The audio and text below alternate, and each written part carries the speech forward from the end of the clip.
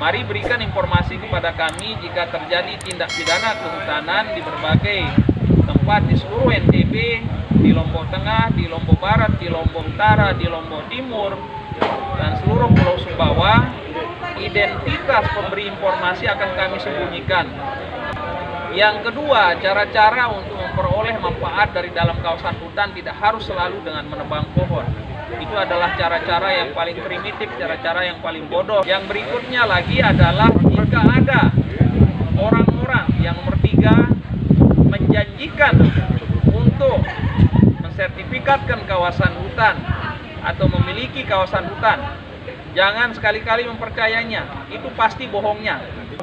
Ketika calon tersangka akan dievakuasi karena tertangkap tangan melakukan tindak pidana kehutanan di dalam kawasan hutan, masyarakat yang akan dilalui oleh calon tersangka tersebut dalam proses evakuasi kemudian rame-rame memblokir, rame-rame menghadang petugas, sehingga seringkali terjadi chaos antara petugas dengan masyarakat yang membela para pelaku illegal logging, para pelaku perusahaan hutan ini.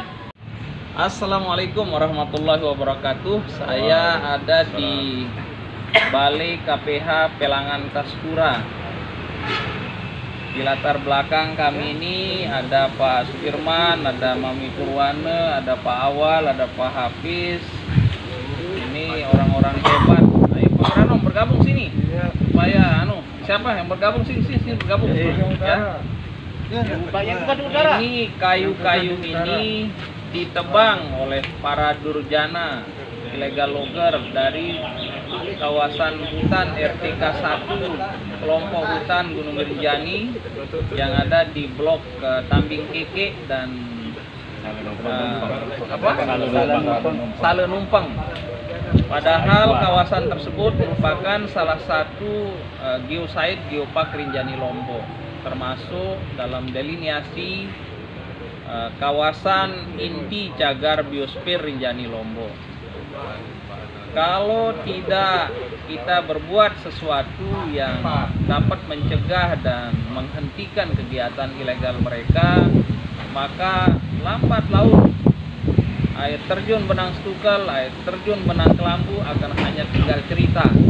Masyarakat harus berani menginformasikan, dan kami jamin informan itu tidak akan diceritakan, tidak akan diungkap personilnya, tidak akan diberitahukan kepada siapapun. Yang penting bisa memberikan petunjuk, bisa memberikan informasi kepada kami untuk mencegah atau dapat mengeksekusi, dapat menangkap para pelaku illegal logging ini.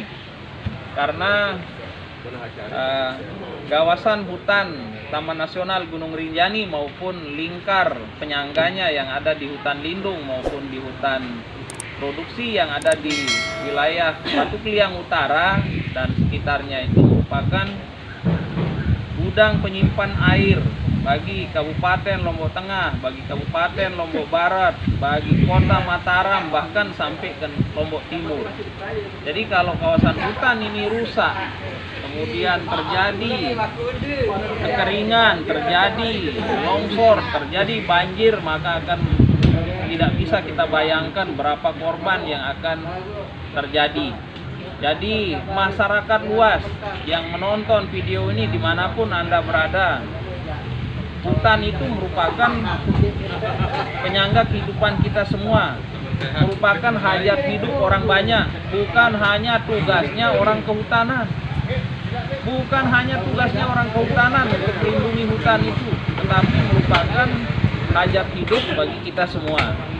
Kalau Anda diam, kalau Anda menyembunyikan ataupun bekerja sama dengan para pelaku illegal logging, maka percayalah bahwa anak cucu kita di kemudian hari akan mengalami hal-hal yang tidak pernah kita bayangkan buruknya dengan situasi saat ini. Dan bagi para pelaku illegal logging yang menonton video ini, kemudian menyuapi anak istrinya dengan bayar kayu yang diperoleh dari hasil illegal logging, rezeki yang diperoleh dari hasil illegal logging, lihat aja anak cucunya nanti ada yang akan menjadi penyakit botol, ada yang menjadi pecandu narkoba, ada yang menjadi maling, ada yang menjadi hal-hal buruk.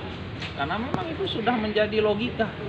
Jadi sudah banyak contoh di mana orang-orang yang menyuapi anak istrinya dengan hasil illegal logging, dengan hasil kolusi untuk kawasan hutan itu akhirnya harus menerima kenyataan pahit. Ada salah satu pejabat di Lombok Timur, saya tidak perlu sebut namanya. Dia punya istri 3 karena uangnya banyak dari hasil hal-hal yang tidak bagus. Kemudian akhirnya dia di akhir hayatnya, pada masa pensiun saat ini, dia mengalami stroke berkepanjangan. Istrinya yang 3 itu meninggalkannya dalam keadaan stroke, dalam keadaan tidak berdaya. Lalu akhirnya dia kembali ke bekas rumah orang tuanya dan terbujur di sana sepanjang hari, sepanjang waktu. Dia tidak bisa berbuat apapun karena memang istri-istrinya yang 3 itu sudah meninggalkannya. Jadi astagfirullahaladzim, jangan sampai kita mengalami hal-hal seperti itu. Operasi pengamanan hutan, operasi penegakan hukum, operasi justisi yang ada baik di wilayah KPH Pelangan Tastura maupun bekerja sama dengan Bali KPH lain. Di latar belakang kami ini ada kayu-kayu barang bukti tindak pidana kehutanan yang dilakukan oleh para durjana perusak hutan yang ada di wilayah kerja Bali KPH Pelangan Tastura.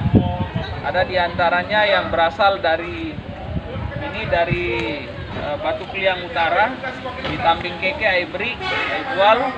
Kemudian diantaranya ada juga ini yang berasal dari wilayah Marije, kemudian dari wilayah Bonga dan lain sebagainya.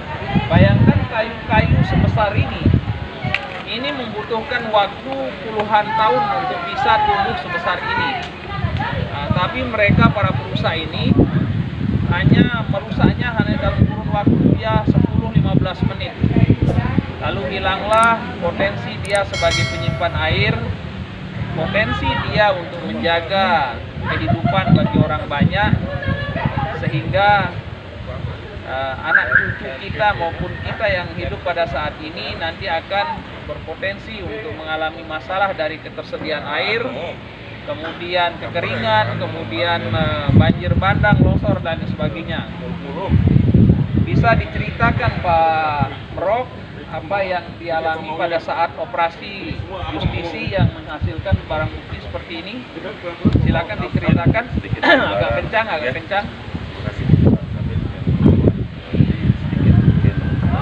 Kami alami ketika melakukan operasi bersama dengan Gakum, bersama dengan unsur P3A, TNI dan Polri, kita melakukan patroli di dalam kawasan. Hal yang sering kami alami adalah ketika kami bersama-sama ke lokasi, kami kadang-kadang tidak menemukan pelaku. Jadi ibarat kita kucing-kucingan dengan pelaku. Ketika kami masuk, pelaku sudah menghilang. Ketika kami turun, pelaku masuk lagi. Ya. Jadi kenapa hal ini terjadi? Karena memang pelaku ini dekat sekali dengan kawasan hutan. Sementara kami ketika mendapat informasi, persiapan yang kami butuhkan itu memakan waktu. Yang terjadilah seperti ini. Terjadilah seperti yang bisa kita lihat sendiri, kayu seperti ini. Jadi saya mohon bagaimana caranya untuk bersama-sama nanti agar kayu atau pohon yang seperti ini mampu kami kendalikan, jangan sampai terjadi kembali. Jadi banyak hal juga yang pernah kami lakukan, yaitu dengan banyaknya pelaku-pelaku yang sudah terjerat dengan kunci, namun kayaknya karena faktor apa mungkin yang menyebabkan pelaku berulang kali residipis. Ya. Sekiranya itu Pak Kabit yang saya laporkan. Terima kasih. Yang sering terjadi juga selain apa yang disampaikan oleh Pak Merok tadi, Kepala Resort Tastura 3 Bonga, yaitu adanya resistensi masyarakat. Ketika calon tersangka akan dievakuasi karena tertangkap tangan melakukan tindak pidana kehutanan di dalam kawasan hutan, masyarakat yang akan dilalui oleh calon tersangka tersebut dalam proses evakuasi kemudian rame-rame memblokir, rame-rame menghadang petugas, sehingga seringkali terjadi chaos antara petugas dengan masyarakat yang membela para pelaku illegal logging, para pelaku perusaha hutan ini. Oleh karena itu, melalui kesempatan ini, pertama kami ingin sampaikan, mari berikan informasi kepada kami jika terjadi tindak pidana kehutanan di berbagai tempat di seluruh NTB, di Lombok Tengah, di Lombok Barat, di Lombok Utara, di Lombok Timur, dan seluruh Pulau Sumbawa. Identitas pemberi informasi akan kami sembunyikan. Yang kedua, cara-cara untuk memperoleh manfaat dari dalam kawasan hutan tidak harus selalu dengan menebang pohon. Itu adalah cara-cara yang paling primitif, cara-cara yang paling bodoh di dalam memanfaatkan potensi hutan. Masih banyak cara yang bisa kita lakukan untuk mendapatkan manfaat rupiah dari dalam kawasan hutan, diantaranya dengan menanam tanaman-tanaman yang memang tahan terhadap naungan seperti kopi, kakao, kemudian vanili, kemudian porang, kemudian berbagai jenis tanaman, pohon-pohon seperti jahe, kemudian jenis-jenis tanaman obat-obatan yang lainnya yang jauh justru harganya lebih tinggi daripada menjual sebatang kayu. Kemudian yang berikutnya lagi adalah jika ada orang-orang yang nomor 3 menjanjikan untuk mensertifikatkan kawasan hutan atau memiliki kawasan hutan, jangan sekali-kali mempercayainya. Itu pasti bohongnya. Itu pasti dia bagian daripada mafia. Nanti uang Anda habis, sementara kawasan hutan memang tidak bisa dimiliki oleh pribadi tertentu. Yang ingin kami sampaikan, hutan itu merupakan penyangga kehidupan bagi kita semua. Mari kita jaga bersama-sama untuk kita wariskan kepada anak cucu kita, generasi yang akan datang.